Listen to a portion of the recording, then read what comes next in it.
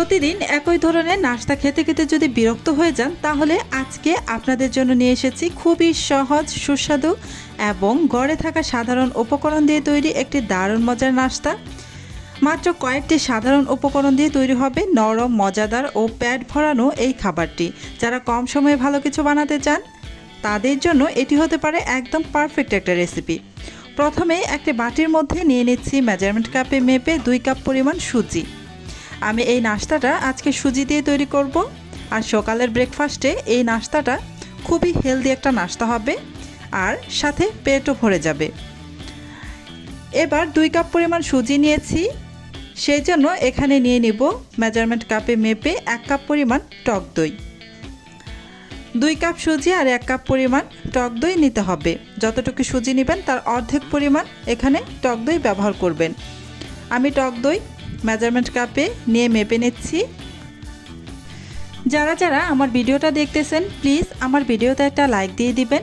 আর আমার চ্যানেলটি যদি আগে থেকেই সাবস্ক্রাইব করে দেওয়া না থাকে, প্লিজ আমার চ্যানেলটি সাবস্ক্রাইব করে পাশে থাকা বেল আইকনটি অন করে রাখবেন। এতে করে যখন আমি নতুন নতুন রেসিপির ভিডিও আপলোড করব, তখন সাথে সাথে আপনার ওখানে নোটিফিকেশন পৌঁছে যাবে।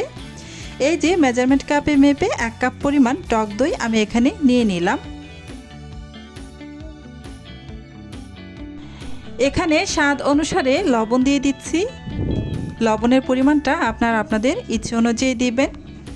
এবার এখানে দিয়ে দিচ্ছি 2 টেবিল চামচ পরিমাণ চিনি। মিষ্টিটা আপনাদের ইচ্ছে অনুযায়ী এখানে বাড়িয়ে কমিয়ে নিতে পারেন।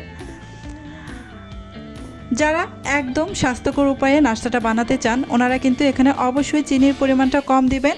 আর চিনির পরিবর্তে আপনারা এখানে কিন্তু মধু ব্যবহার করতে পারেন, অথবা খেজুর ম্যাশ করে তারপর এখানে দিতে পারেন। যারা একটু স্বাস্থ্যকরভাবে নাস্তাটা বানাতে চান, ওনাদেরকে বলছি। এবার এখানে 1/2 কাপ পরিমাণ পানি দিয়ে তারপর নাড়াচাড়া করে ভালো করে মিশিয়ে নিচ্ছি। খুব ভালো করে মিশিয়ে নিতে হবে।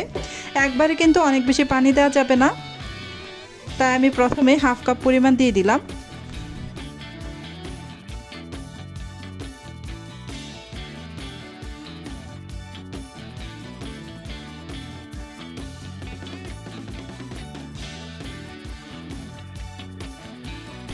এবার বাকি 1/2 কাপ পানিও এখানে দিয়ে দিচ্ছি, দিয়ে আবারও নাড়াচাড়া করে মিশিয়ে নিচ্ছি।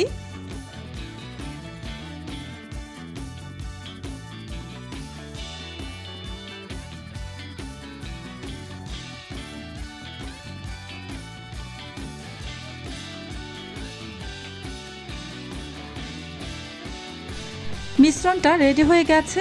এখন আমি ঢেকে রেখে দিচ্ছি প্রায় 20 মিনিটের মতো। প্রায় 10 মিনিট রাখলেও হবে। আমি 20 মিনিট রেস্টে রেখে দিয়েছিলাম। হাতের কাছে যদি সময় কম থাকে, তাহলে অবশ্যই 10 মিনিটের মতো রেস্টে রাখলেই হবে। আমার হাতের কাছে পর্যাপ্ত পরিমাণের সময় ছিল, তাই আমি 20 মিনিট রেস্টে রেখে দিয়েছিলাম। এই যে 20 মিনিট রেস্টে রাখার পর দেখুন, এটা আরও একটু ঘন হয়ে গিয়েছে। তাই এখানে আমি আরও সামান্য একটু পানি দিয়ে এই মিশ্রণটাকে একদম পারফেক্টভাবে রেডি করে নিচ্ছি। এই মিশ্রণটা কিন্তু খুব বেশি ঘন, মানে শক্ত টাইপ হবে না, আবার একদমই ঢেলঢেলেও হবে না। এই যে আপনারা কিন্তু দেখে নিশ্চয়ই বুঝতে পারছেন আমি ঘনত্বটা কেমন রেখেছি। এবার আমি চলে আসলাম চুলায় এই নাস্তাগুলোকে ভাজার জন্য। চুলায় একটা প্যান বসিয়ে এখানে আমি চা চামচে 1/2 চামচ পরিমাণ তেল দিয়ে ব্রাশ করে নিচ্ছি। তেলের পরিমাণটা আপনাদের ইচ্ছে অনুযায়ী এখানে ব্যবহার করবেন। যারা তেল দিয়ে ভাজতে পছন্দ করেন, খেতে পছন্দ করেন, ওনারা অবশ্যই তেল দিয়ে ভেজেই খাবেন। আর যারা স্বাস্থ্যকর উপায়ে তেল কম দিয়ে বা একেবারে তেল ছাড়া ভাজতে চান, ওনারা কিন্তু তেল ছাড়াও এটা ভেজে নিতে পারেন। ওনাদের ক্ষেত্রে যখন নাস্তাটা বানাবেন, তার পূর্বে প্যানটাকে ভালোভাবে তেল দিয়ে ব্রাশ করে নেবেন, তাহলে কিন্তু এই নাস্তাটা খুব সহজেই উঠাতে পারবেন। আর যারা তেল দিয়ে ভাজতে চান, তারা সরাসরি কিছুটা তেল দিয়ে তারপর তেলের উপরে এই ব্যাটার দিয়ে দিবেন। আমি প্রথম অবস্থায় কিন্তু খুব বেশি তেল দিইনি, জাস্ট তেল দিয়ে প্যানটাকে মুছে নিয়ে তারপর গোল চামচের সাহায্যে 1 চামচ ব্যাটার দিয়ে ঢাকনা দিয়ে ঢেকে 2 মিনিটের মতো অপেক্ষা করেছিলাম। 2 মিনিট পর আবারও ঢাকাটা সরিয়ে নিয়ে উল্টে দিয়ে সামান্য একটু তেল দিয়ে দিয়েছি। আমি চা চামচে 1/2 চামচ পরিমাণ তেল দিয়েছি, খুব বেশি তেল দেব না। আপনারা চাইলে একেবারে তেল ছাড়াও এটা তৈরি করতে পারেন, আপনাদের ইচ্ছে অনুযায়ী বানাবেন। আমি আবারও ঢাকনা দিয়ে ঢেকে আরও 2 মিনিটের মতো রেখে দিয়েছি। আমি দুই পাশে হালকা ক্রিস্পি করে ভেজে নিব। উপরটা যদি একটু ক্রিস্পি করে ভাজা যায় তাহলে কিন্তু খেতে ভীষণ ভালো লাগে।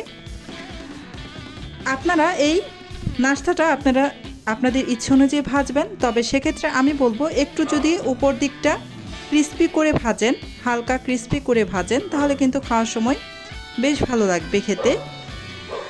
একটি নাস্তা আমার হয়ে গিয়েছে, তাই আমি উঠিয়ে নিয়ে আমি আরও একটি নাস্তা বানানোর জন্য আরও 1 চামচের মতো ব্যাটার প্যানের মধ্যে দিয়ে ঢাকনা দিয়ে ঢেকে প্রায় 2 মিনিটের মতো অপেক্ষা করে ঢাকনাটা আমি সরিয়ে নিয়েছি। এবার উল্টে দিচ্ছি। এই নাস্তাটা আমি তেল ছাড়া ভাজবো।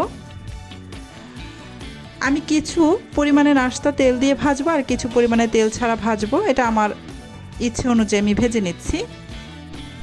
তবে এই নাস্তাটা যদি একেবারে তেল ছাড়া ভাজেন সেটা খেতেই একরকম লাগে, আর যদি সামান্য একটু তেল দিয়ে ভাজেন তাহলে সেটাও কিন্তু খেতে একটু অন্যরকম লাগে। মানে তেল দিয়ে ভাজলে এটা খেতে একটু বেশি ভালো হয়।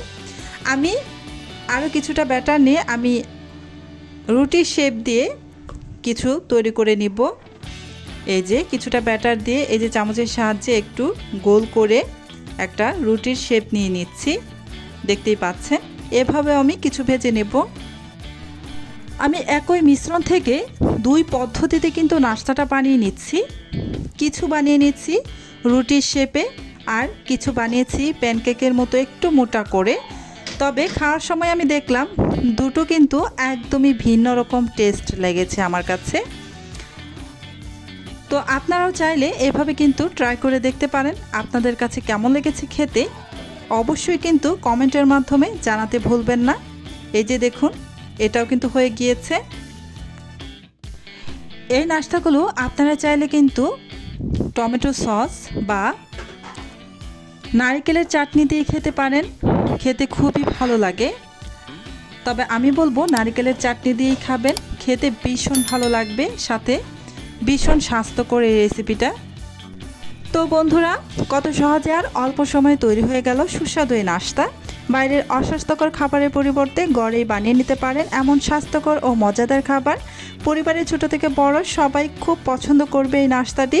আপনি যদি রেসিপিটি ট্রাই করেন তাহলে অবশ্যই কেমন হয়েছে কমেন্ট করে জানাবেন। ভিডিওটি ভালো লাগলে লাইক দিন, আপনার প্রিয়জনদের সাথে শেয়ার করুন এবং এমন সহজ ও সুস্বাদু রেসিপি পেতে আমাদের চ্যানেলটি সাবস্ক্রাইব করে পাশেই থাকুন। আল্লাহ হাফেজ।